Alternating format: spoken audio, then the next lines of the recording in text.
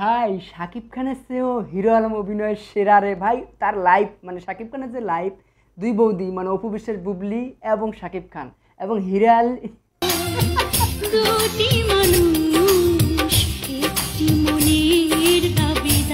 আলমের যে দুই ওয়াইফ, শাকিব খানের দুই ওয়াইফ, তার মধ্যে হিরো আলমে আগায় আছে। দেখেন শাকিব খান যদি এরকম অসুস্থ হয়ে যায় কোনোদিন গরিব ট্যাবলেট খেয়ে, এরকম বাঁচাতে ছুটে আসবে না আপাতত। আর দেখেন হিরো আলমকে জাস্ট বাঁচাতে আসেনি ভাই, পুরো জান্নাতে নিয়ে গেছে। হিরো আলম তো পুরো জান্নাতে কামব্যাক করছে। দেখেন দুই স্ত্রী যেভাবে তাকে মানে আদর যত্ন করে মানে এই যে খাওয়াইতেছে ভিডিওগুলা, মানে সোশ্যাল মিডিয়ায় এখন চোখ বোলালে আসতেছে।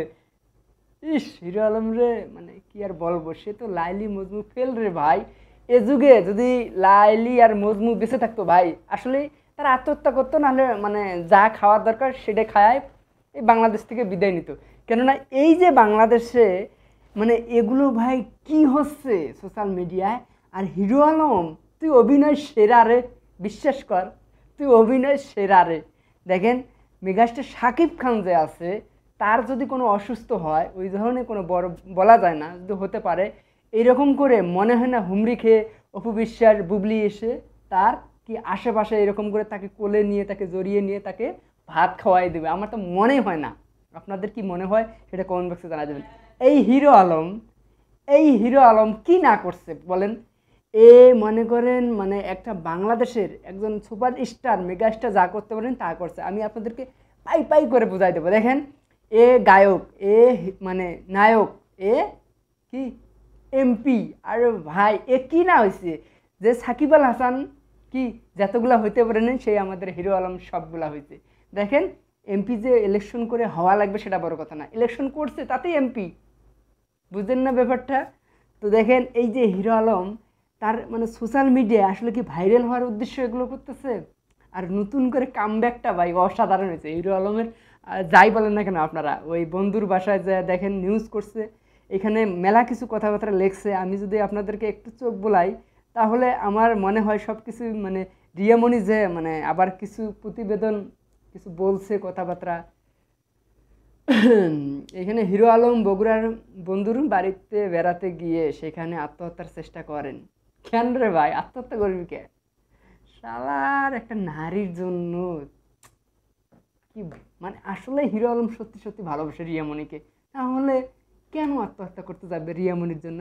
রিয়ামণি তো তার জন্য আত্মহত্যা করতে যায় নাই। তো এখন বোঝা যাচ্ছে হিরো আলম দিন শেষে একটাই মনে হয় আসক্ত হইল, সেটা পারফেক্ট রিয়ামণি।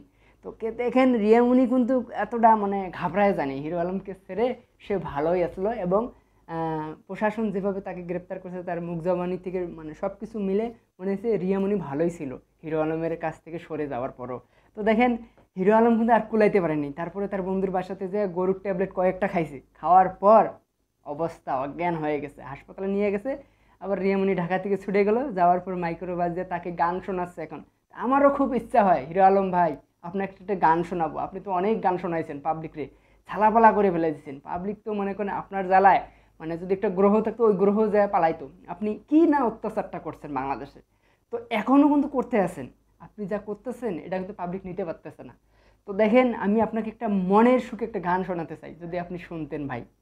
দুঃখের বিষয় আমি তো গানই পারি না, যেটুকু পারি আমার কণ্ঠ হিরো আলমের চেয়ে বাজার দরকার নাই শোনার। তবে দেখেন আজকে শাকিব খানের লাইভ যখন বললাম কেন শাকিব খানের চাই হিরো আলম অনেক অনেক আগায় এবং তার ভালোবাসার দিক দিয়ে আগায়। দেখেন শাকিব খানের চেয়ে কিন্তু হিরো আলমের বিয়ের সংখ্যা বেশি, তারপরে এখনও দুইজন আছে, দুইজন ব্যক্তি রানিং। তো দেখেন সব ছোটো বউ কিন্তু রিয়ামণি। রিয়ামণি যেভাবে তাকে আদর যত্ন করলো, সেই আদর যত্নটা কি শাকিব খান পাবে আদৌ?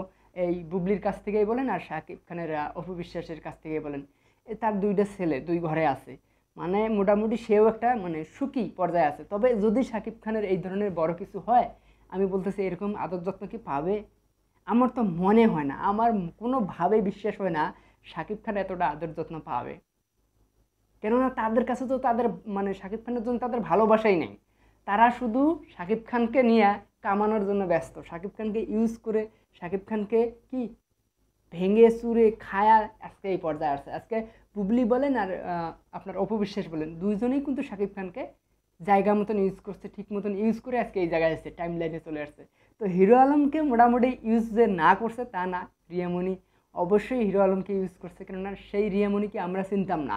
হিরো আলমের সাথে কাজ করার পর হিরো আলমের সাথে বিবাহ মানে আবদ্ধ হয়েছে, আর যাই হয়েছে না হয়েছে সেটা তাদের পার্সোনালি বিষয়।